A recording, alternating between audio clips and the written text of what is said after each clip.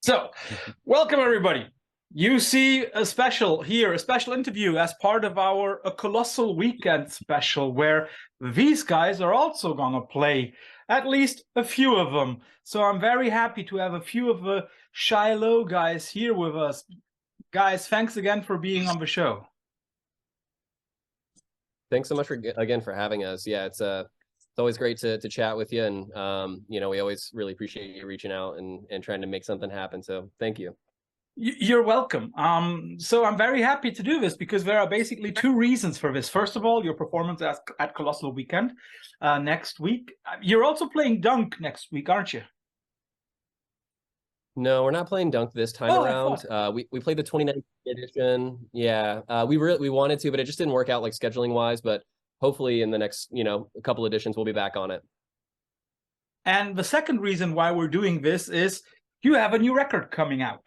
So Babylonica, I think, right, is the name? Yeah, it's Babylonica. Yep. And it's out. When is it out? Tell us again. Yeah, it comes out on May 26th, and it's not a full LP. It's actually just an EP. We have one single released already. It's called Instinctual Estrangement, and that is one of the 3 songs that are going to be on that EP. And essentially, we're treating that material as kind of like an extension of our last full length, Snake Behind the Sun.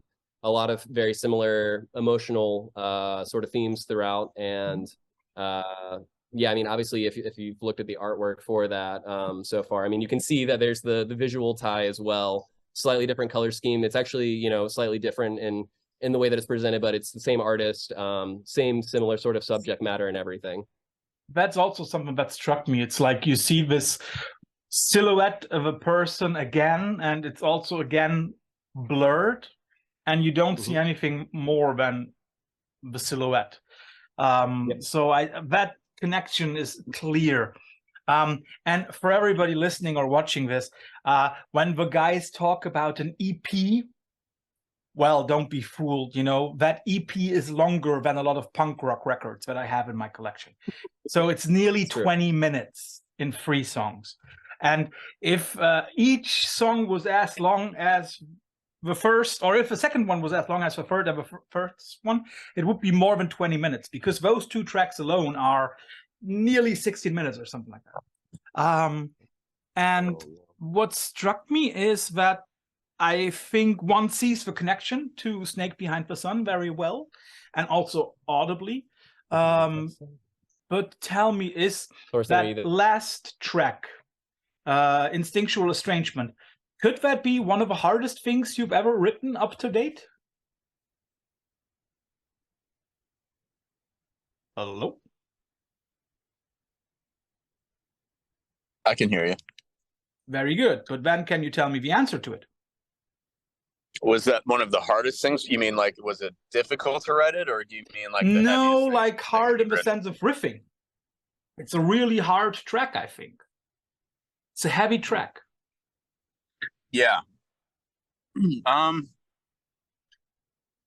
Potentially, yeah. I think it has it's definitely more of one of the moodier tracks for sure, and it does go into kind of a darker territory than I think some of the previous stuff went into, and more of an emotional way rather than just it being like a loud, heavy riff.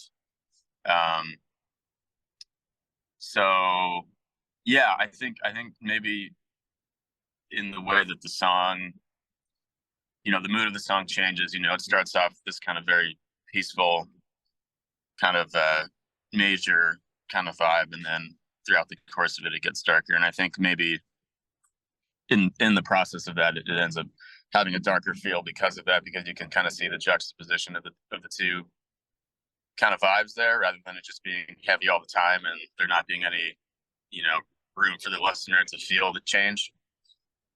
Yeah, it's definitely one of our favorite tracks that we've written, I think. Yeah. So Zach and Greg, I just asked a question before you got lost, and Drew already answered it from his perspective. Could it be that Instinctual Estrangement is one of the heaviest songs that you've written up to now. At least it sounds very, very heavy. Very, very good also, of course. Thank you. Yeah, I think it's, you know, as far as heavy goes, I mean, it definitely dips its toes into some of the heavier material that we've written. But the thing that I really enjoy about the track, and especially like the writing process for that piece, is that it covers a lot of ground emotionally. I mean, it starts off with, you know, this kind of waltzy, you know, beautiful open guitar line, and then, you know, it gets into the main theme of the song, like the chorus, if you will, and definitely has its like impactful moments. And then it sort of takes a turn and gets darker and like a little bit more experimental with, you know, the production side of things. But then at the very end, you know, it's kind of this like open embracing of like I like it's a very hopeful feeling for me at the end of that song. So I mean, I wouldn't say it's like, you know, nonstop heavy all the way through, but it definitely has some really, really cool heavy moments in it, but they're counterbalanced by these really beautiful, you know, guitar lines and textures and layers that that I think work really well in tandem with each other. Yeah, and they definitely do. So we also have Dylan here as well. Hi. Oh, the Beard Man, my friend from last time. I still gotten along to your length, but anyway, so it's very interesting also to listen to it because, correct me if I'm wrong, but I have a feeling as if there is some kind of, I don't want to say white noise underneath all the tracks, but it seems as if there is like one layer of synth connecting the two long tracks via the short one in the middle. Is that just my bad hearing after 30 years of punk rock, or is there really one connecting line? There is, yeah. So it starts sort of towards the end of the first track, all throughout the second shorter track, and ties it in at the beginning of the third track. And it's actually it's not a synth, it's actually a layer of cicadas, like cicadas, you know, chirping, if you will. And I really wanted that textural layer to be kind of like the glue in between the two main focal points on the EP.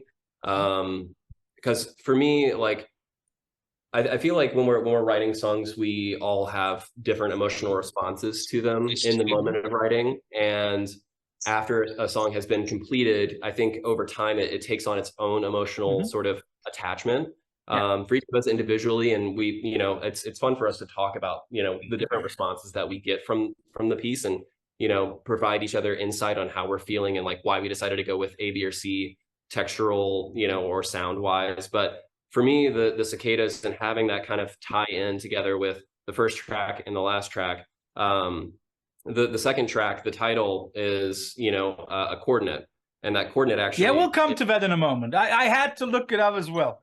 Yeah, well, the cicada. The reason why I chose the cicada is attached to the title of that track. Okay. So yeah. So let's talk about that. Let's say interlude, right?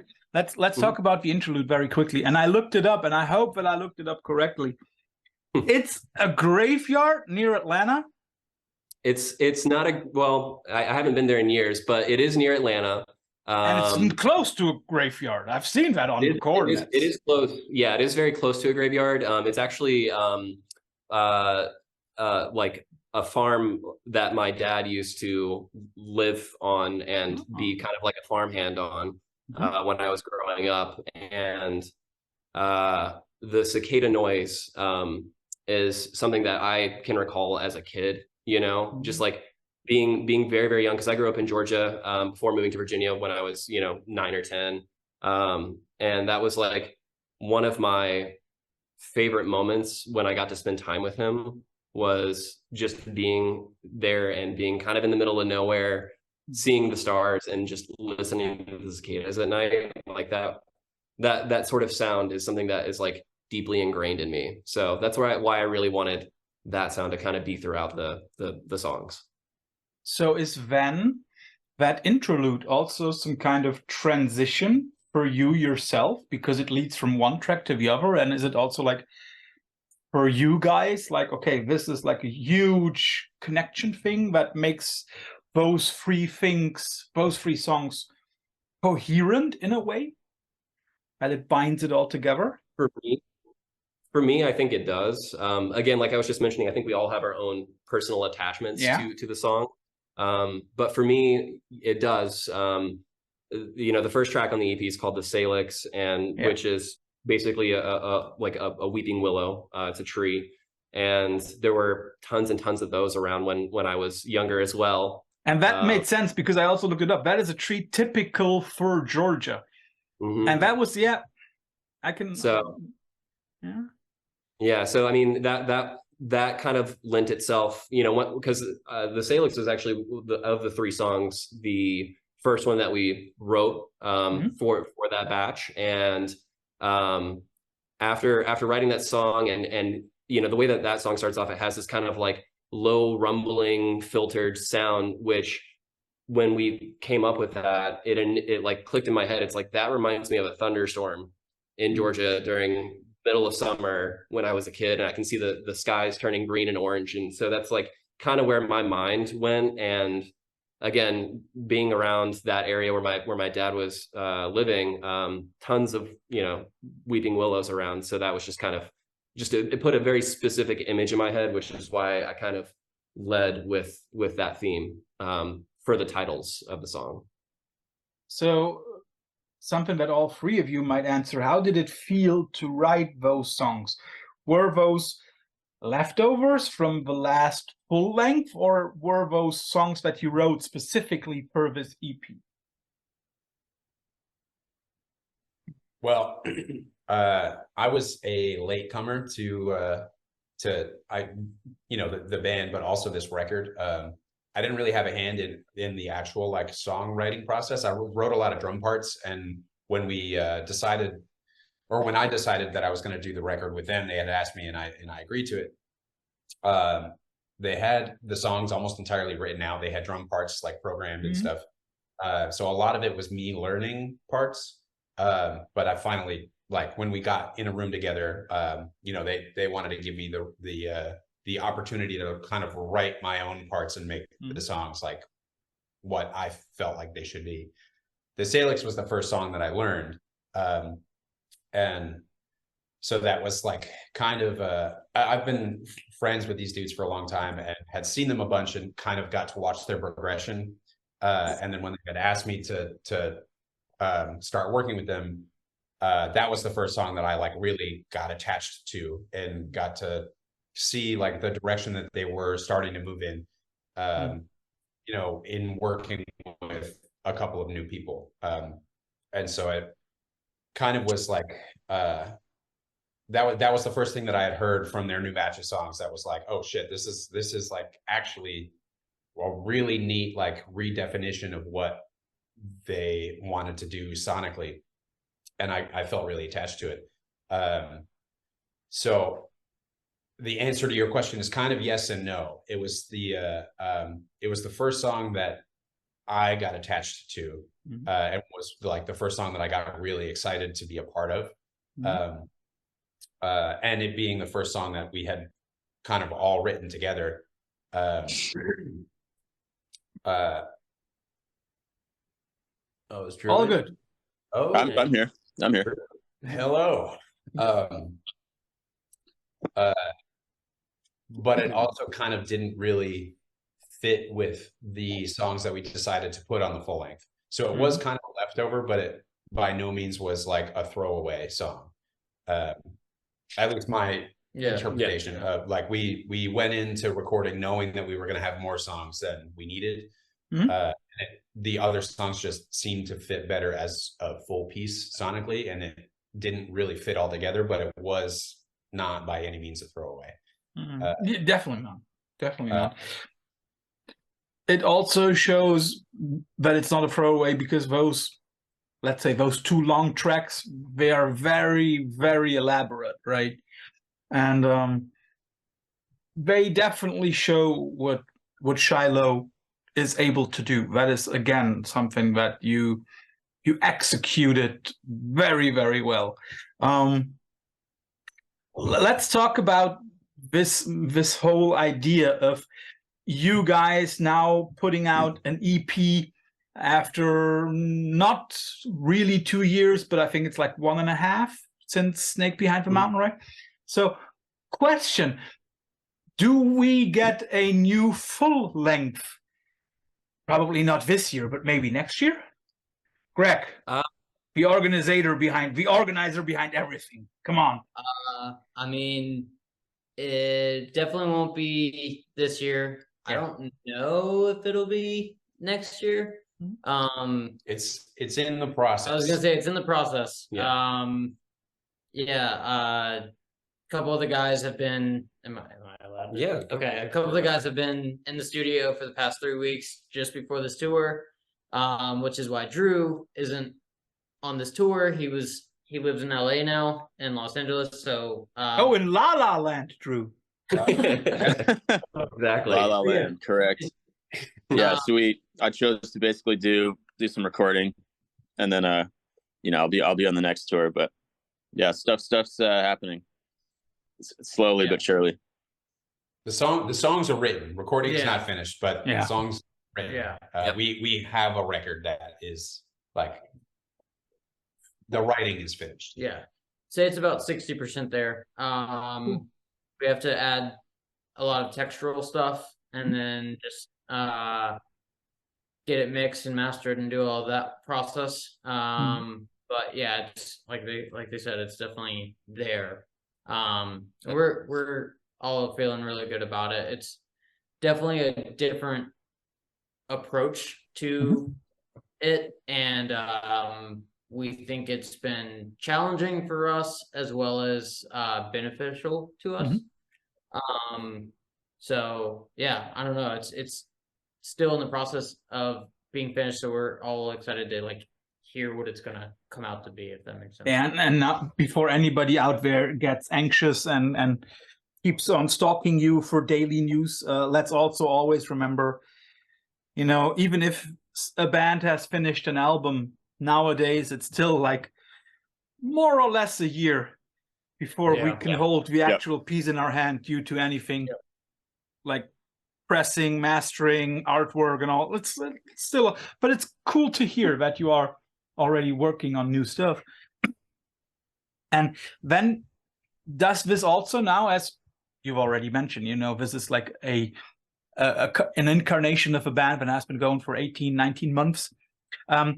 Does that now also feel a little different to the records that you've done before with a new lineup? Yeah, I would say it does in a really exciting way. I mean, Greg and I have been doing this project for 13 years. We've seen it go through a lot of different, iterations and a lot of morphing. And it's just, we grew up in this band. We've grown up as musicians, we've grown up as people. And where we're at this point with having Kai with Dylan and our new guitar player Kai in the mix as far as writing goes, it breathes new life into the project. And like one of my favorite things to do is to try to push everyone else to be the best versions of themselves that they can be. And I know they're doing the exact same thing for me. And so we're constantly trying to creatively build each other up. And there's some really cool outcomes that have come from that. And so it's like Greg said, it's definitely a different batch of material. Like it's gonna feel different than Snake and than CP. But I'm so excited for where these songs are headed. Yeah, there is a lot more handiwork in other members. There's a lot of other members' handiwork in the process of the songwriting this time around. So whereas Zach and Greg have grown up playing music together, Kai and myself have been playing music together for like 12 years and kind of have a very similar relationship with bands that we have back home. And so this batch of songs has a lot more of our like personality in it, or in them rather. Whereas with Snake Behind the Sun, I was kind of, for lack of a better term, an afterthought. Like I came in at the very end to kind of make the songs make sense for me personally, but I didn't really have a hand in like the structural process, which is my favorite part of songwriting. So having like the opportunity to have both me and Kai influence the way that things get put together. I think it just kind of changes like the foundational DNA of this new batch of songs, but I think it really gives all of us the platform to highlight what we're best at. So it's going to cover a lot more territory, I think, in many ways. But it also is like a snapshot of where we are as a band. We're in kind of a difficult spot in terms of being able to write songs together because we're all over the country. So it's like, so let's ask it this way. I mean, like, I don't expect the new stuff to be a symbiosis of those two bands that actually like now are Shiloh. That's not what I expect. But I mean, like, when you say we can expect a lot of different things, I guess that you're not turning into one of those post-metal with vocals all the time bands, right? No. Although, I mean, of course, I would love to hear Greg or Drew sing. Exactly. It's so I don't know. Zach's got some insane vocals. yeah. We've talked about, you know, admittedly, I think we've entertained the idea of like a vocal thing or a vocal guest spot or something in the past. It's never really come to fruition. Right now we're still very much planning on the newer material still being instrumental, but it's different in ways where I think it you know, without giving too much away, it's drawing the sound of the record, I think, and the stuff that we've been working on over the last year and a half of writing as a 5-piece, pulls influence from places that aren't even just you know, post-rock bands or rock bands. It's, you know, art, movies, Taylor films, Swift. soundtracks. Taylor Swift, for sure. I mean, love to me some be, Taylor Swift. we did talk a lot about pop sensibility when it came to We did, songs. yeah. Like that was something that we really tried to like rein ourselves in on, with having so many individual voices on this new record. We kind of had like, I guess the phrase that we've been throwing around a lot is option paralysis. So one of the things that we've really been trying to like rein in is thinking about the songs in terms of pop sensibility and like being able to cover all of this like musically geographic territory while still having a semblance of like a song that you could listen to and whistle. It's been like super challenging, but also like a really fun challenge. It's been a, And on top of that, I think it's sort of finding a blend between, you know, I think with every record that we try to push ourselves, it's like, and I think the same can be said for most bands and most artists. It's like, how do you push your sound to be new and unique, but also familiar to people that liked what you put out before? And I think that this next, you know, all of the stuff that we've written as a 5-piece has, I think, been pretty strong in that sense. And that it feels like it's, you know, it's more than where things are headed. It's more than just a band that's guitar, bass, and drums, and more than just, you know, it's still, you know, it still has all the stuff that Shiloh does, but it's definitely, you know, covering different area that we haven't before, and just not even just in the instruments that are used, but also just the you know, the kind of emotional weight that we're trying to tap into, I guess. But you do know that now everybody will be like, come on, faster. It's good to have a fire under you sometimes. Yeah. That's true. Yeah, that's true. To be fair, I wish we were playing. I wish we're about to go on tour for a month, and I wish half of the set that we were playing was new songs. Yeah, They're all songs that I'm really excited to be able to play. So let's tease people a little bit more. Are you gonna play one of the new songs, or are you like keeping secrets? So we're gonna hold the new songs for a bit.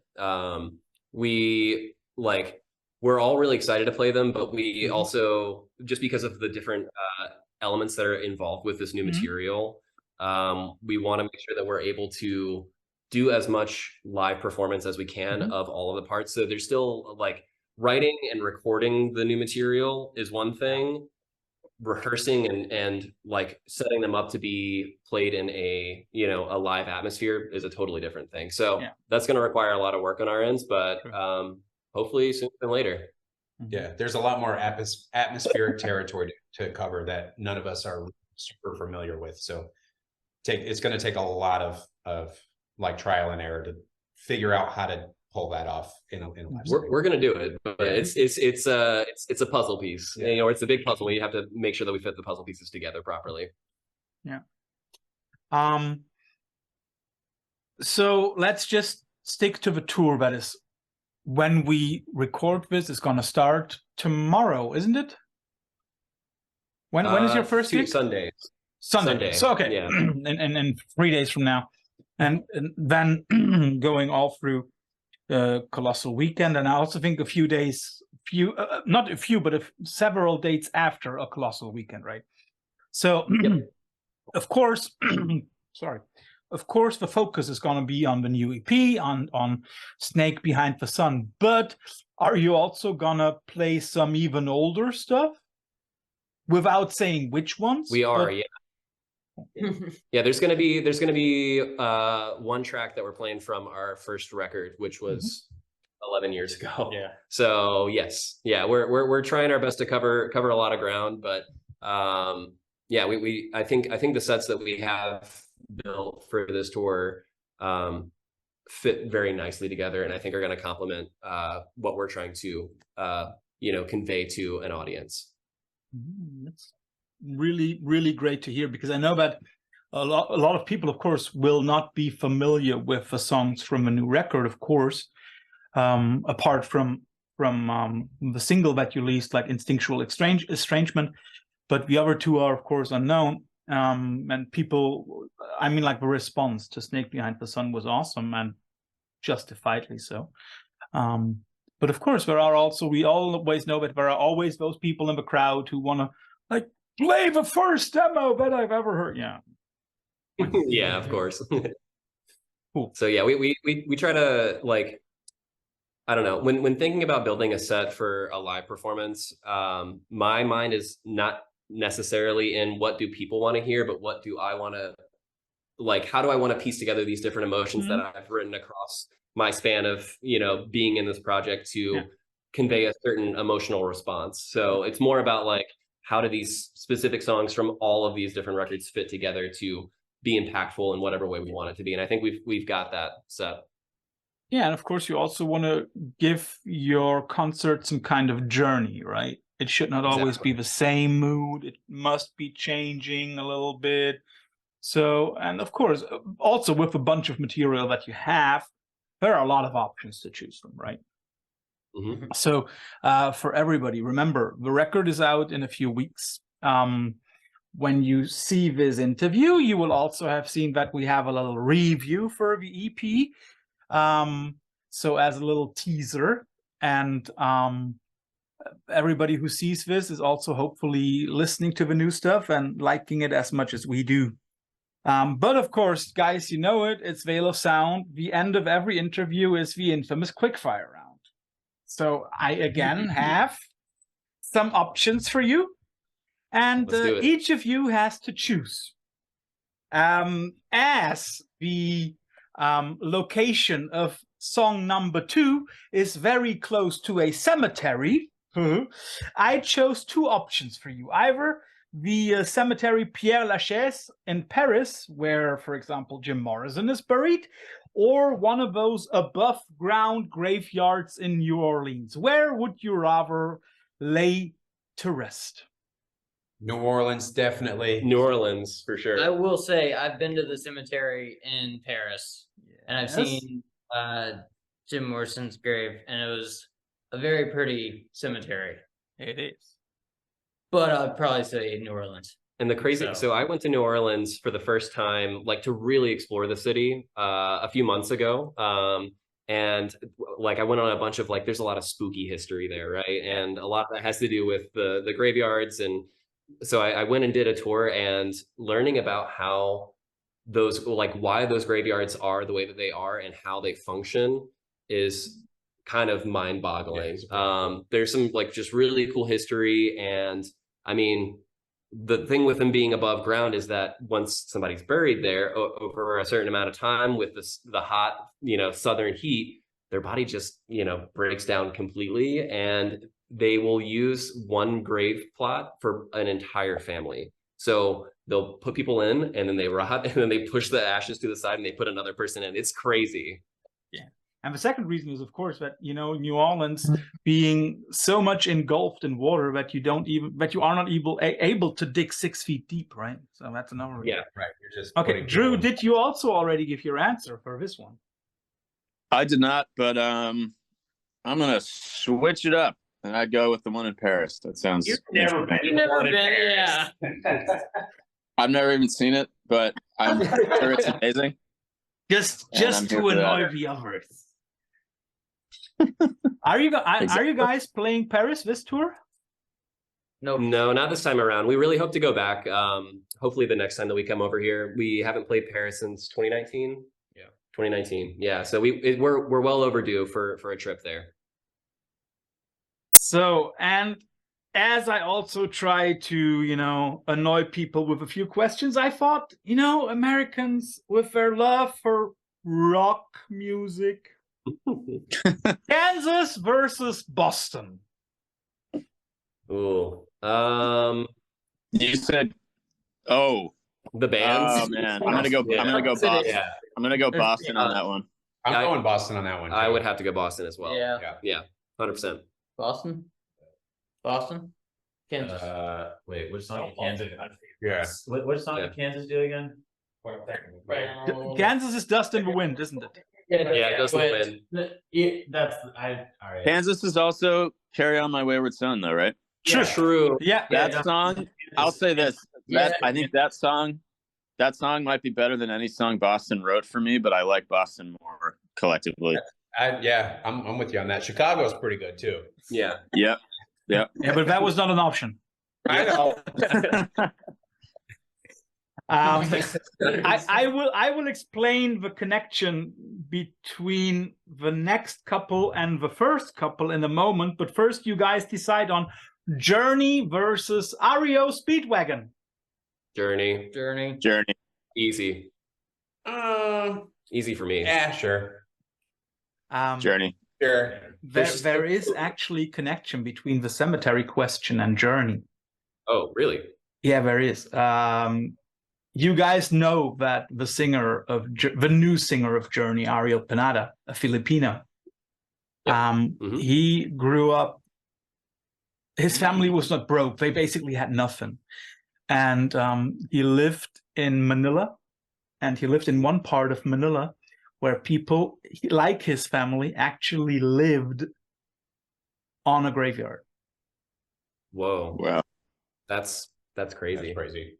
Yeah. I'll have to dig into that. My fiance is Filipino, and she, like, her mom is like obsessed with the fact that like he is now the front man for Journey because she loves Journey, and like she's like perfect. Yeah. like every family event we're always doing karaoke. Singing is huge part of the culture. I know. So I'm curious if she knows that detail. I'll have to bring that to her attention.